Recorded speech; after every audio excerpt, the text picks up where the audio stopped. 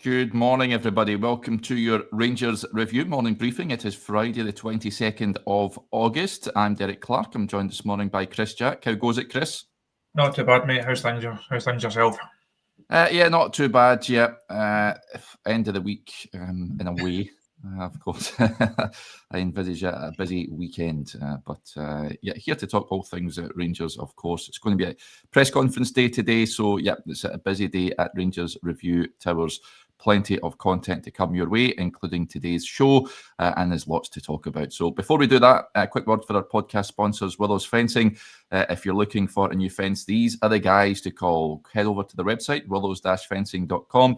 You get 10% off with Rangers Review, and they're also offering free consultations as well. They've got 20 years in the business, so they know everything you need to know about fences. So do go and give them a call, folks. Right, we'll kick off with perhaps some positive news for Bears waking up this morning, Chris. Of course, we know there's a number of players that have to be moved on that are deemed surplus to requirements, and one of those being Ben Davies. He has agreed a season-long loan move to Oxford United. That move set to be ratified at some point today. Heading out the door. Just on Ben Davies, I got pelters when I was on Monday. I was on with Stevie and Joshua. Because I thought that Ben Davies might have been a Russell Martin sort of player. He just sort of struck that to me, and certainly at left centre-back. I thought he would be given an opportunity, but that wasn't the case. He's moved on. I think that's probably his level, Championship football. He's highly regarded down there. Did well at Birmingham last season, and then moving down to Oxford. Now, I've seen the comments that are coming in already saying, why is it just a loan? Do we know if there's any option or obligation to buy at the end of this? Believe his contract is up at the end of this season. Signed a 4-year deal in 2022, so that would take him to the end of 26, if my maths is correct this morning. So I think we have seen the last of Ben Davies in a Rangers jersey. It's another one out the door. In an ideal world, Rangers would have managed to get that deal done a long time ago, and they would have saved themselves a couple of weeks or a couple of months worth of wages. But that's the way the window unfolds. You don't always get what you want when you want it. They have had to be a bit patient in terms of getting some players out. It's not been easy. It's a difficult task when you have guys that are on good contracts, that are on good wages, who are maybe happy in the city, happy at the club, even though they're not playing. So overall, the fact that he's no longer on the Rangers wage bill as heavily will certainly be a positive. Yes, you are almost kicking the can down the road, but Rangers just have to do that. They have to find a way to bring this squad down in terms of the wage bill of guys that are not contributing. They have to bring the squad size down because there's far too many footballers kicking around Dockenhowie these days. So it's a deal I think that makes a lot of sense from all parties. Rangers had to move him on. Ben Davies had to go and play football. He couldn't just do nothing for the next 12 months. And as you said there, I think that lower end of the Championship, that's his level. I don't think he's a Rangers player. I don't think he's suited for a side that are going to be top end of the Championship, looking to get into the Premier League. He should do well down there. He's a solid Championship operator, and I think he'll do fine. But most importantly, from a Rangers perspective, is they're not having to pick up all of his wages now, and hopefully that can be reinvested in another area of the squad. Yes, and ironically, Oxford play Birmingham City tomorrow, so he could come up against his former club of last season. So, wish him well down there. I think he'll do all right with Oxford United. Gary Rowett down there is a manager who knows his football. So, it'll be interesting to see how he gets on. But at least that's one player off the books, as you may. There's plenty of others. We discussed Jefte yesterday, Chris, and also Jose Cifuentes. It was in talks with Toronto FC, also about a loan move. So he could be on his way as well. He could be. I'm not actually sure if that one got through in time. I have messaged someone this morning to try and get to the bottom of that one. Also, the MLS deadline was late last night for them, also during the night for us. I checked on the Toronto pages this morning and didn't see anything being announced. So I'm not really sure what the situation with Cifuentes is at present. As per usual, if the phone beeps the next, we'll be the first ones to know. If they don't, keep an eye on the website, and hopefully we can give you an update on that one as soon as possible. Yep. Jaden Magoma, of course, was the 10th summer signing, but with Davies leaving, it didn't really, it's ineffectual, and because Rangers still need left back, I reckon. Do you think we'll see that? What, with 9 days of the window remaining, I think, still expecting activity? It's shaping up to be a busy week. It has to be a busy week for Rangers because there are still players that they would like to move on, and I think we know that this squad is still short in certain areas. Certainly another left back is arguably the priority because they only have one at present. Centre forward is going to be the big talking point of the next few weeks or of the next few days heading into next week. Next week is big enough when you've already got a Champions League game that unfortunately we think is already beyond Rangers, but you've still got a Champions League second leg to play. You've got an Old Firm game at the end of it, and you've got a transfer window, the closing days of which will shape what Rangers can hope to achieve over the remainder of this season. They need to strengthen in a number of areas. Do they need to get a striker out before they bring a striker in? Time will tell. We also spoke about the Igaman situation last week after our story on the Lille approach. If Lille don't put some serious money on the table, then Igaman will not be signed for them. If no one puts serious money on the table, then Igaman will be a Rangers player. If Dessers doesn't move on, does that then impact on what Rangers can look to do at that number 9 spot? So I expect Rangers will sign players. How many and in what positions?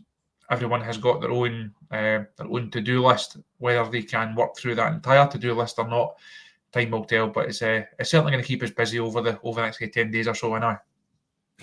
Absolutely. Just on potential departures before the window closes, Daniel with a few points. He says players to leave next week by Rami, Cifuentes, Cortez, and Yilmaz. Well, interestingly, Barami, of course, left out of that European squad. I can't imagine he'll be best pleased at that. And I can't imagine also, although he has shown in flashes already this season, that there is a player in there. I don't know if he's going to cut it at Rangers, unfortunately, for Nadim. I can't imagine Rangers would be too hard to deal with if a club was to come calling for him. Cifuentes, we touched on. Oscar Cortez has to go out on loan for me, Chris. We've discussed at length the fee that Rangers have paid for this lad. He has to go and play games. I don't think he's going to get much game time at Rangers based on what we've seen so far. Yilmaz is Yilmaz. Of course, Rangers actively looking to move him on. So what do you make of that quartet there? I think Daniel has he's hit the nail on the head there in terms of players that Rangers could do without, with all respect to them. If you moved on by Rami, Cifuentes, Cortez and Yilmaz from the squad, would anyone actually notice? Would it make any difference to the team that Russell Martin is going to put on the pitch or the squad that he's got to choose from? Not at all.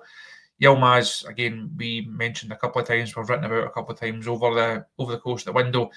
Besiktas still looks the most likely destination for him, but I just want that one done because we're fed up talking about it, fed up having to write about it. So hopefully that one gets done soon. Cifuentes, as I said there, we're trying to get to the bottom of that one and see what the situation is with him. Cortez, it's just not worked out for whatever reason. It's just not worked out, and it's hard to see where he gets the minutes that he's going to need to actually improve. You're not going to play your way into form getting 10-15 minutes here and there. It's a deal that on paper initially thought it could be a shrewd bit of business. Came highly rated, had a good career in his younger days, bit of international experience as well. But his Rangers career has just never got going. Like the comment says there, I think some people do still believe that there is a player in there, that there is someone that can be coached and that can contribute for Rangers. but it's hard to see where he's going to get the football that's going to allow him to do that. And on Bayrami, I think I made my feelings on him quite clear last season. He's not for me as a Rangers player. Technically, okay at times, doesn't have the other attributes that you need in a Rangers player. Again, at £3.5 million, it's looking like a waste of money. And the fact that he's not in the European squad and Kieran Dowell is, probably tells you exactly what the manager thinks of his future as well. So time for him to move on as well if Rangers can do a deal. On Cortez, lots of comments coming in saying Rangers wouldn't be selling him. They've just paid the money for him. Yeah, I mean, going out on loan. He needs to go out on loan and play games somewhere. Where that is, I have no idea. Probably abroad somewhere. Even send him back to Colombia just to get his confidence up, get him playing football matches, and then assess the situation later on down the line. But he's been hugely unfortunate with injury, of course. Russell Martin may want him around. You never know. But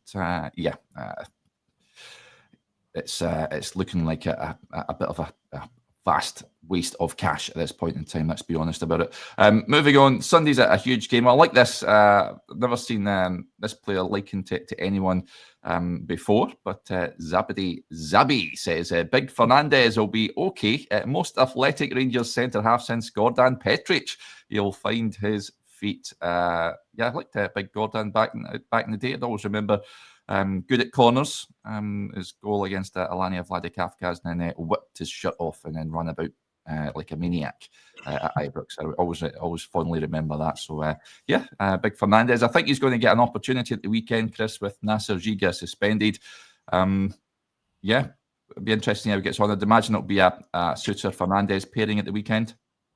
It's hard to see anything other than that unless there's a deal in the pipeline that we don't know about, and Rangers are going to do something over the next handful of hours to get them in. You would imagine that's the centre half pairing. There's not really anyone that's going to disrupt that. Fernandez needs games. He needs in theory he needs a run. Is he going to get a run? Probably not.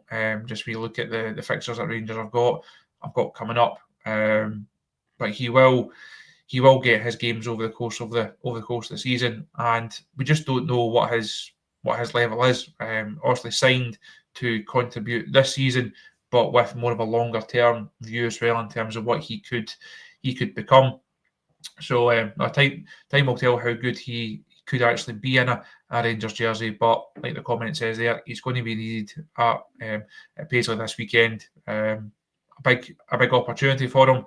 It's a big game for Rangers. Obviously, we know what's at stake. We know what the narrative will be going into it. We know what the narrative will be coming out of it, depending on the performance and, more importantly, the result. So anyone that gets a chance this weekend has to take it. And surely, Big Fernandez looks like the man that will get that nod alongside John Suter. Yes, although Chris with a bit of a left field suggestion, he says Tav at centre back maybe on Sunday. I've not really seen that as much as what we sort of envisaged we might this season. Tav at centre back. We've seen him at left back, of course, which is a bit strange. But I'd imagine Fernandez will get the nod. He is 24, so he's not a kid. I wouldn't have any hesitations about playing him at the weekend. How he gets on in this system is anyone's guess. Of course, the defenders are too exposed for me, but wish him all the best if he gets the nod. There was a comment coming in as well, a player that we've discussed on a number of shows now. Enciala, somebody's mentioned. Will he get a shout? Nah, he's out of favour, Chris, isn't he? He's one of the players I expect with the days remaining in the window that a deal to be arranged where he goes out, probably on loan more than anything else, I would say. I'm surprised that he was written off as quickly as he was. I thought there might be a chance, not to say he's going to be a starter every week, not to say he's going to be one of the first names on the team sheet, but I thought there was enough in him last season to suggest that in these first couple of weeks of the season, he at least deserved a crack at it, just to see what level he was at and to see if he was suited to a Russell Martin side.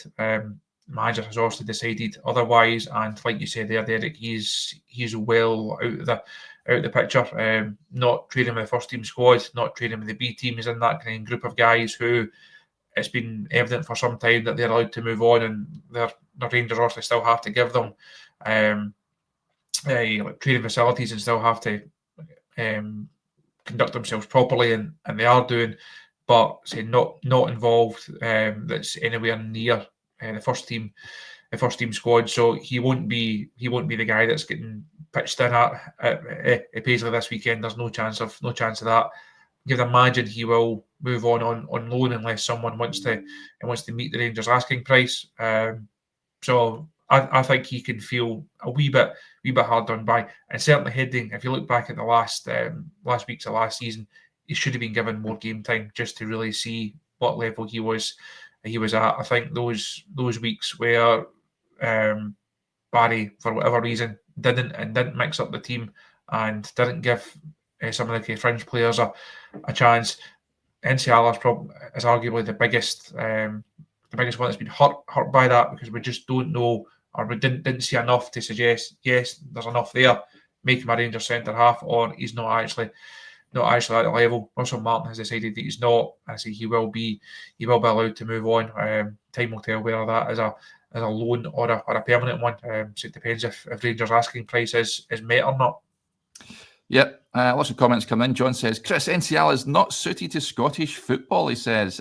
When Russell Martin came in, of course, he did say that everyone would get a clean slate when a new manager comes in, but I thought we would have at least seen him in some of the pre-season fixtures, but he's come in and just doesn't fancy him.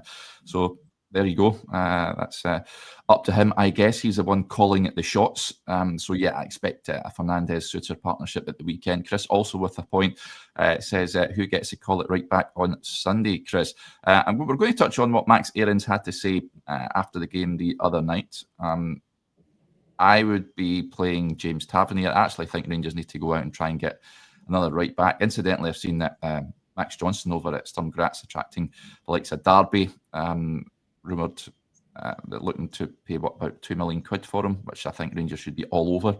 Now a Scotland international, of course, they should be looking for a successor plan to James Tavernier. Max Aarons, of course, is on loan. I doubt he'll be at Rangers next season, shall we say. Dujon Sterling, as we know, was supposed to be that successor, but his body keeps letting him down. I'm starting Tav at the weekend. Chris, does Max Aarons get a shout, do you reckon? I would go Tav as well. I think as we spoke about this ahead of the Bruges game in midweek, and I don't think there's an awful lot between Tav and Aarons right now. I don't think Aarons has done enough to suggest that he definitely has to start, and that he should start, and that he deserves to start.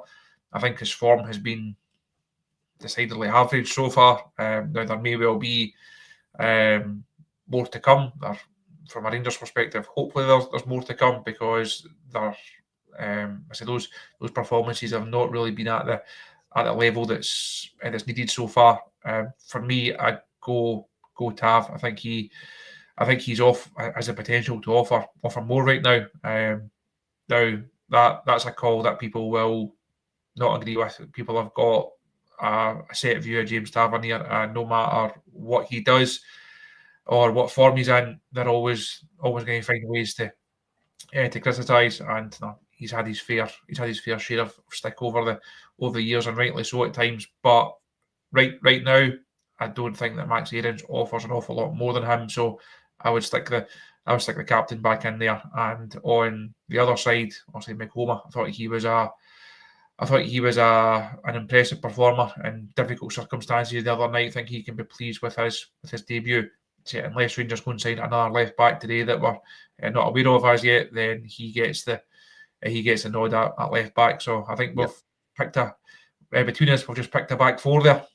Yes, and let's hope they can keep a clean sheet, which has been proven to be difficult in recent weeks.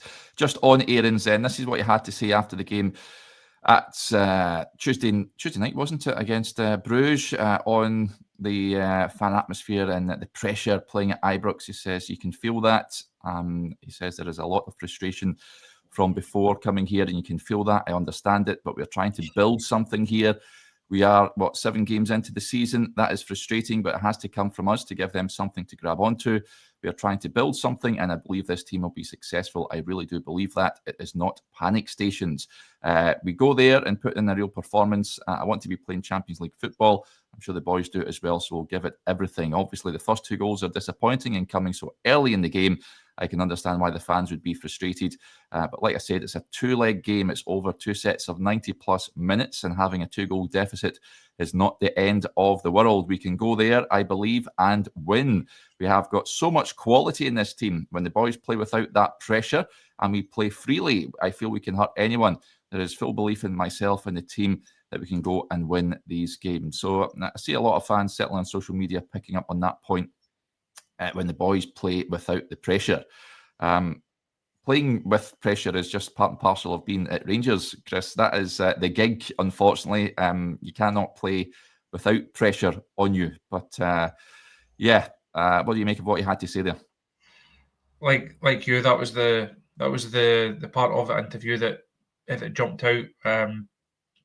Pressure just comes with Rangers Football Club. That's a non-negotiable, and it's the one thing that, for all the stats and all the metrics and all the things that you can analyse and the numbers you can look at, it's the one thing that you can't actually put a number on at all. You just don't know what's inside someone's head. You can look at how many passes they make, how many high intensity runs they do. You can look at all sorts of things until you pull on that jersey and you walk across the white line at Ibrox and you have 50,000 people there.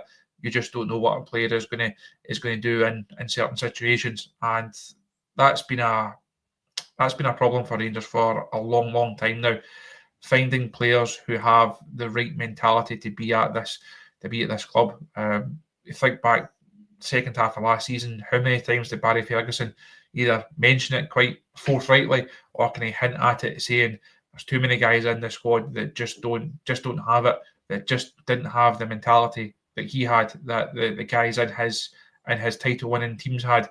It takes something special to be a Rangers player, and if you don't have that X factor, if you don't have that character, you're not going to be successful here. Now, time will tell whether Max Aarons will be a successful Rangers player. Time will tell whether this will be a successful Rangers squad or not. Also, the signs so far have raised some concerns amongst the fans. They've already expressed those doubts. They've clearly expressed that anger at Ibrox and on other occasions. It's a difficult place to play when it's going well. When Rangers are flying, when they're picking up results, everyone is happy, and you know what the mood is going to be like. See, when things don't go well, like it did the other night, who can then stand up in that situation? Who can then go and lead by example? Who still wants the ball? Who wants to try and make things happen? Or who's just going into a shell, just praying for the final whistle and that things don't get any worse? So this next week with St Mirren, with Bruges away, big test, and then also the old firm game at the end of it, that will tell you an awful lot about where this squad is, not just from a technical and tactical point of view, but where they are mentality-wise as well. Where are they? Can they handle a situation that they put themselves in? Can they go and get themselves back out of it? Yeah, Bruges in itself will take care of itself for me. I think just they're a better team than Rangers. Let's be honest. So whatever happens on Wednesday night happens. Sunday for me and the following weekend is where it's at, and we have to. Well, Russell Martin has to win both games for me to start to buy time and get supporters to get back on his side. But because he's losing the goodwill in its droves at the moment by the thousands, as we've seen. Certainly during midweek with the mass exodus when Bruges scored that third goal. The fans simply not buying this at this point in time. So by hook or by crook, he has to win the game on Sunday for me to try and ease that tension, which is palpable, that's for sure. Some interesting points being made just on the midfield. And I wanted to touch on after the game on Tuesday night, Russell Martin was slammed for making incomprehensible choices by the former Belgian boss, Hans van Esbroek, formerly in charge of Anderlecht, Genk and Ghent. He's now a Belgian TV pundit. And just on the midfield, he says, Nicholas, I didn't understand their midfield at all. Nicholas Raskin was played too deep and Joe Rothwell too high. That doesn't work. What does he do with the midfield, Chris? It is a problem. Nico Raskin plays every day of the week for me, so you start him in your team always. I would be bringing Leo Cameron in, to be honest, and potentially Tello Asgard. Would you make any alterations to that?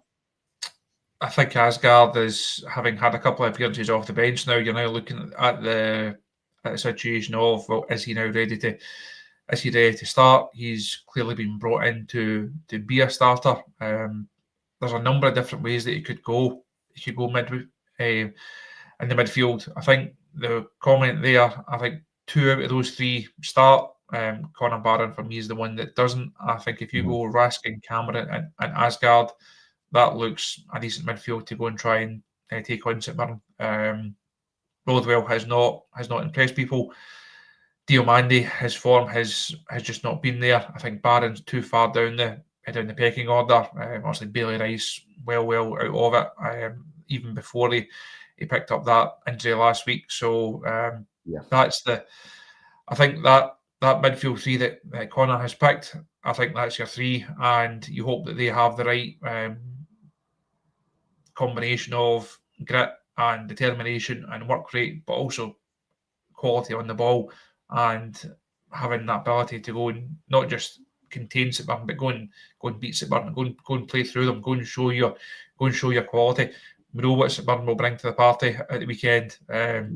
Stephen Robinson will have been watching that game the other night, thinking this Rangers side is definitely there to be beaten. It's definitely there to be got at, because there's big gaps in it. There's ways that you can exploit it.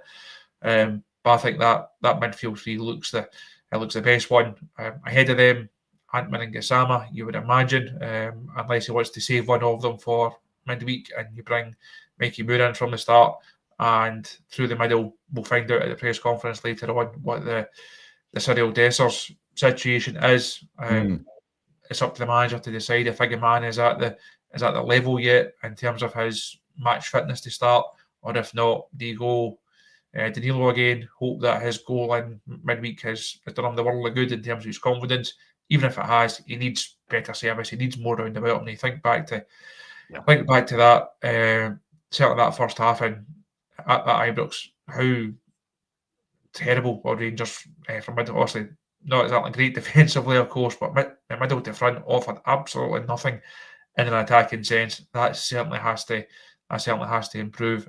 So regardless of who the number 9 is, he needs more service. The wide men have to be better. If you're looking at that midfield 3, you're expecting Cameron to be able to drive on and go and contribute. And Asgard, no, this is the type of role that he's been brought into play, to go and find those passes, to go and provide those assists, and also to go and score those goals as well. Yep.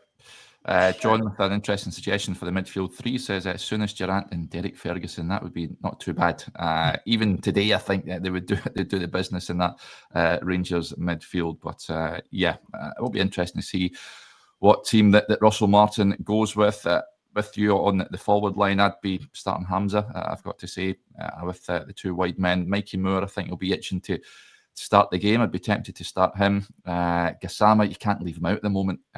He's the one shining light for Rangers in an attacking sense. Atman's been a bit off the boil of late. There was a tweet that tickled me during the week, said that he was good last week because he didn't understand the tactics, but hopefully that's not the case, and he can recapture that form that we've seen against Pilsen.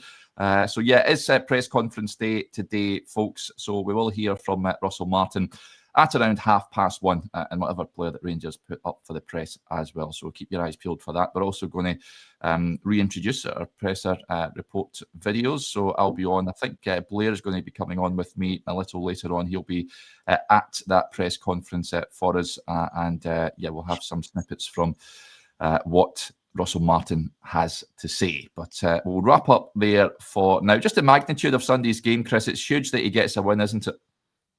It's must win. You can't talk this one up enough in terms of what it means for Russell Martin.